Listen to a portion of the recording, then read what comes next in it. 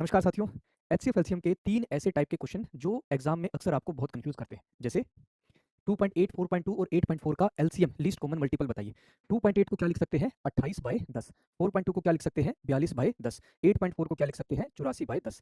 पहले तो हमें डिनोमिनेटर यानी हर को हटाना है। क्या करेंगे, हर एक संख्या को 10 से गुणा कर देता हूँ, दूसरी संख्या को भी 10 से गुणा और तीसरी संख्या को भी 10 से गुणा। पहली संख्या हो जाएगी 28, दूसरी संख्या हो जाएगी 42 और तीसरी संख्या हो जाएगी 84। तो मेरे भाई एलसीएम कैसे निकाला जाता है, रेशियो मेथड से, अनुपात वाले तरीके से। तो इन दोनों संख्याओं को अनुपात पर तोड़ता हूँ, 14 दूनी 28, 14 गुणा में 3 42। मेरे भाई या तो 2 को 42 से या 3 को 28 से मल्टीप्लाई कर दो, एलसीएम क्या हो जाएगा 84। अब 84 और तीसरी संख्या 84 को अगर देखेंगे तो इन दोनों का एलसीएम 84 ही बनेगा। तो 28, 42 और 84 का एलसीएम कितना बना 84। लेकिन शुरुआत में मैंने हर एक संख्या को 10 से गुणा किया था, लास्ट में 10 से डिवाइड कर देता हूँ, आंसर क्या बनेगा 8.4, 8.4 हो जाएगा।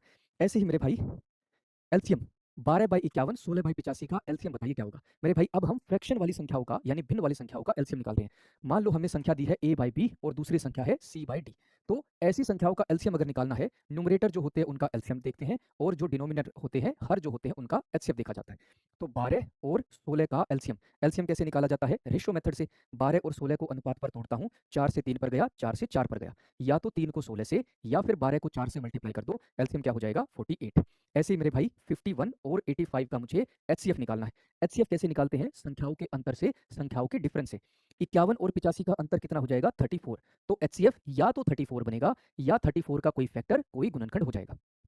भाई 34 जो है वो 51 और 85 दोनों को ही डिवाइड नहीं करता। तो 34 का अगला फैक्टर, अगला गुणनखंड होता है 17। अब क्या 17 इन दोनों संख्याओं को डिवाइड करता है, 17 51 को भी और 85 दोनों को डिवाइड कर देता है। तो एचसीएफ कितना हो जाएगा 17। एलसीएम कितना आया था मेरे भाई आपका 48, 48। तो आंसर क्या बनेगा 48 डिवाइडेड बाई 17 हो जाएगा। ऐसे ही मेरे भाई अगर आपको एलसीएम निकालना है, इस तरीके की संख्याएं, जैसे पहली संख्या दी है 2 की पावर 7 गुणा में 3 का वर्ग गुणा में 5 की पावर 5 गुणा में 11 की पावर 3।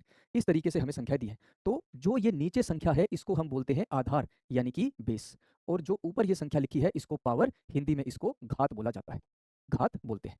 तो मेरे भाई जब हमें ऐसी संख्याओं का एलसीएम निकालना होता है तो बेस यानी आधार कौन से लेंगे, सभी जो हमें यहाँ पर दिखाई दे रहे हैं। मतलब आधार 2 भी दिखाई दे रहा है, आधार 3 भी दिखाई दे रहा है, आधार 5 भी दिखाई दे रहा है, आधार 7 भी दिखाई दे रहा है और आधार 11 भी दिखाई दे रहा है।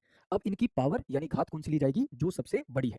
यानी कि 2 की सबसे बड़ी पावर नजर आ रही है 7, 2 की पावर 7 लिख दिया। 3 की सबसे बड़ी पावर नजर आ रही है 4, तो 3 की पावर 4 लिख दिया। 5 की सबसे बड़ी पावर नजर आ रही है 5, तो हमने यहाँ पर 5 लिख दिया। 7 की सबसे बड़ी पावर नजर आ रही है 2, तो हमने 2 लिख दिया। और 11 की सबसे बड़ी पावर है 3 नजर आ रही है, तो हमने 3 लिख दिया। आंसर क्या बना मेरे भाई, ऑप्शन डी। अब इसी तरीके से अगली शॉर्ट वीडियो में हम ऐसी ही संख्याओं का एचसीएफ निकालना सीखेंगे। और इस तरीके की वीडियोस के लिए जुड़े रहिए रोजगार विद अंकी डिफेंस यूट्यूब चैनल पर। जय हिंद।